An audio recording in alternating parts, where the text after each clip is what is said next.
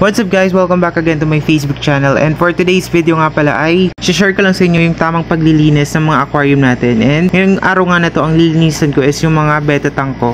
Kasi 1 week na rin yung nakakalipas simula nung nilinis ko sila, and medyo mag-green na nga yung tubig. And ayun, singit ko lang pala tong gamit kong tripod. So kung content creator ka, dual siya, pwede siyang selfie stick and at the same time ay tripod. So ito nga pala yung gamit ko at 310 pesos nga lang to, and napapahaba rin siya guys. So kung gusto nyo umorder ay lalagay ko nga sa comment section yung link.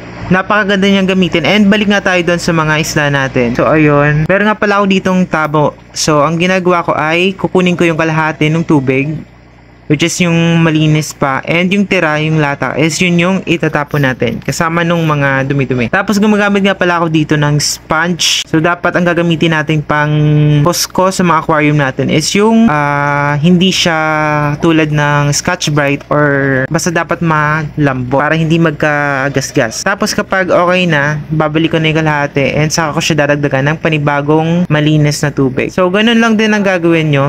Kukunin nyo ko kalahati kasama yung isda. Tapos, yung kalahati nun na puro latak na, puro na dumi, is yun yung itatapon nyo. So, dapat ganun ang gagawin natin. Huwag nating lalahatin or aalisin or papalitan ng bagong tubig yung mga tubig ng aquarium natin. Kasi kapag ganun yung ginawa nyo is may chance na ma-water shock yung mga isda nyo. And talagang hindi tatagal yung buhay ng mga isda nyo.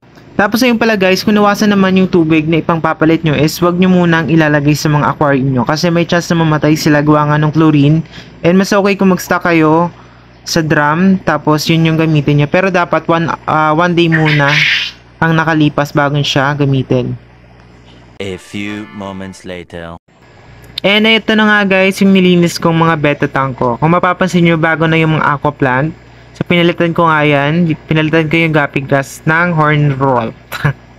Ayan. So, kung gusto nyo ng betta fish is, binibenta ko nga to sa halagang 70 pesos each. So, kung taga-Bantilan guys, pwede kayong pumunta dito. Or, pwede tayo meet up sa Candelaria, Sariaya, Chaong, Quezon. Ayan, 70 each lang to guys. Ayun lang. Happy keeping.